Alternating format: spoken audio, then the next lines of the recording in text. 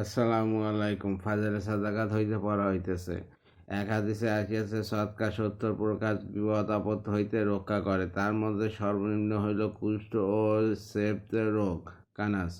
এক হাদিসে আসিয়াছে, তোমরা তোমার দুশ্চিন্তা ও পেরেশানির ক্ষতিপূরণ সৎকা দ্বারা করো, ইহাতে আল্লাহ তাআলা তোমার ক্ষতিও দূর করিয়া দিবেন এবং তোমার শত্রুর মোকাবেলায় তোমাকে সাহায্য করিবেন। কানস।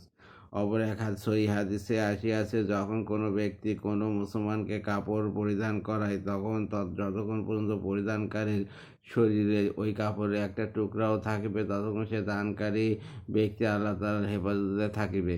ইবনে আবিল জাদ রহমতুল্লাহ বলেন, সৎকা মন্দের ৭০টি দরজা বন্ধ করে।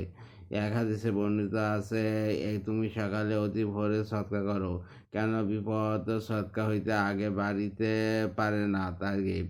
পূর্বে বর্ণিত ৯ নম্বর আয়াতে ইবনে আবিল জাদ রহমতুল্লাহ হইতে বাঘ সম্পর্কে একটি ঘটনা উল্লেখ করা হইয়াছে।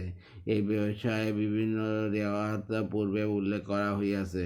হযরত আনাস রাদিয়াল্লাহু আনহু হুজুর সাল্লাল্লাহু আলাইহি ওয়াসাল্লামের ইরশাদ নকল করেন, সদকা আল্লাহ তাআলার গোস্বাকে দূর করে এবং খারাপ মৃত্যু হইতে রক্ষা করে। মিশকাত। ওলামা কেরাম লিখিয়াছেন, সদকা মৃত্যুর সময় শয়তানের কুমন্ত্র হইতে হেফাজত করে।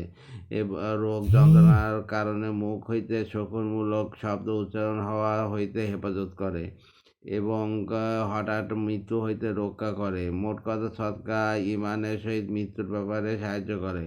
এক হাতে আছে, সৎকা কবরের কর্মী দূর করে এবং মানুষ কিয়ামতের দিন আপন সৎকায় ছায়াতে থাকিবে।